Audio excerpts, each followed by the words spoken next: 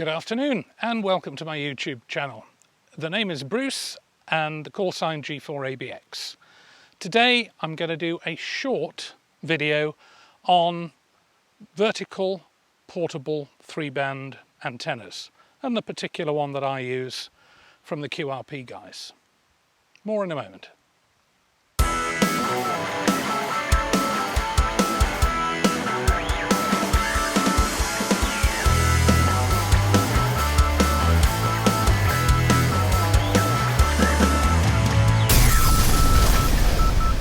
The number you have dialed is not in service at this time. Okay, welcome back. Well, rather than showing the usual put up of antenna, I'm going to show you how to take this antenna down and how quickly it can come down. I have a kind of rule of thumb for portable antennas that I don't want to spend more than 10 minutes putting antennas up or taking them down, because when I operate portable, I do it because I want to operate. I don't want to spend hours trying to sling ropes over trees to miss a dozen times or have a compromised antenna. So I take antennas that I can test when I'm in my home situation, that I know will work exactly as predicted when I get to the portable location. And that's essentially what I've done here. So this antenna is provided, the electronics for it, the matching unit if you like, is provided by the QRP guys, based in the USA. It's about $20 in the US. By the time we get it landed here in the UK, it's a bit more than that. It's about £32, I think, if I recall. The difference being the shipping costs, of course, because it's incredibly expensive to ship stuff from the US to the UK. Not a lot of people know that, but it is. So before I take the antenna down, I'll just give you a glimpse of the sort of resonance and SWR that can be achieved. It's a bit sunny here, I'm afraid. Anyway, the SWR is about 1.7 to 1, and that's on 20 meters, and it covers 40, 30 and 20. And on the other bands, it's less than 1.7 to 1. So 1.4 is typical.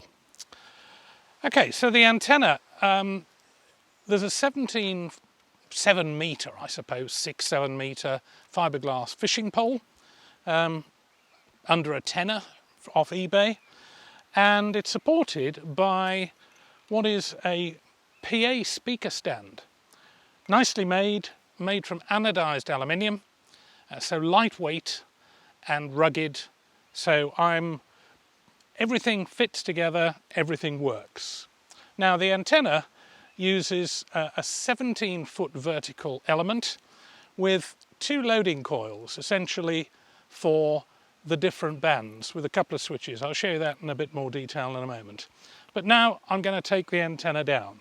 There are 4 radials, just 4 radials on this antenna. They're not very long, they're 10 foot long. And that seems to work fine. You can have more radials, of course. Any sort of vertical, the more radials the better, up to a point. But this seems to work fine, and it's pretty easy to deploy. So, firstly, disconnect the coax. And now I'm going to wrap up the radials. Really valuable piece of kit, wire winders. They are absolutely invaluable when it comes to portable operation. Sorry for turning my back on you, but let me just see if I can drop this wing nut on the floor. Try and avoid doing that, because I won't find it in the grass. Well, I did drop it on the floor, and I can still find it, so that's good. Okay, so there's the 4 radials, and it's really quite simple to put the radials on the wire winder and wind the whole lot up in one go. So through the wire winder and start winding. Figure of 8. It doesn't take many seconds to get all the radials onto the wire winder.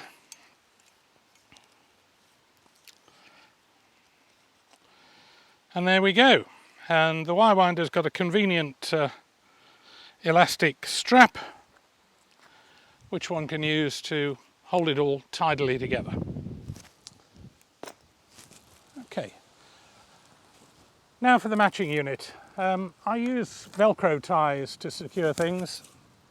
I'll just let the item swing in the air, the driver. So that's the QRP Guys matching unit. Really good, really simple. 2 toroids, 2 switches. You get everything you need in order to construct it. Nice FR4 printed circuit board and double-sided printed circuit board. All works extremely well.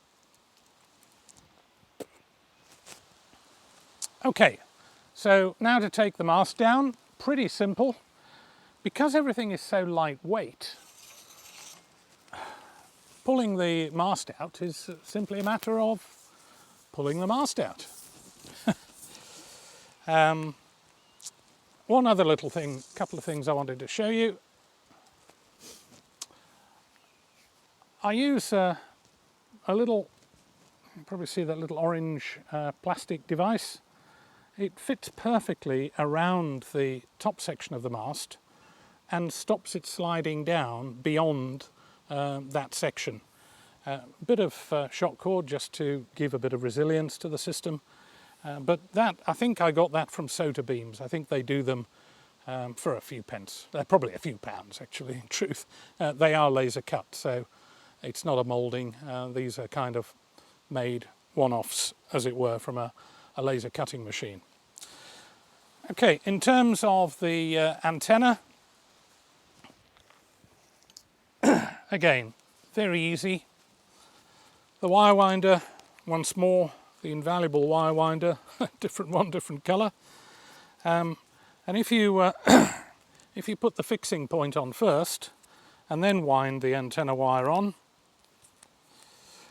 you'll be with the correct orientation when you come to put the antenna up again. One of the downsides of portable is that if you don't spend the time getting things put away correctly, you'll end up spending ages untangling stuff when you finally get to your portable location, and that can be a real pain.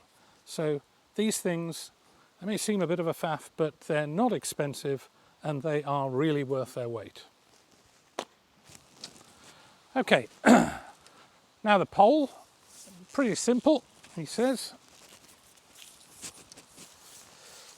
Just collapse it down.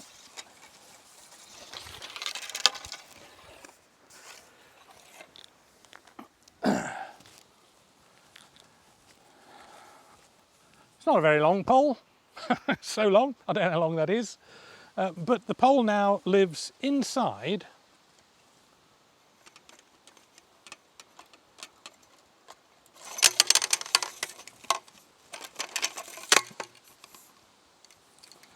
the speaker stand. So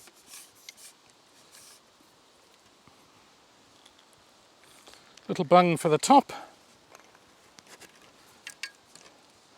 and this is the speaker stand. As I said, nicely made, very simple, straightforward. Just be careful you don't crunch your fingers when you put the thing away, and that, believe it or not, is the complete antenna disassembled.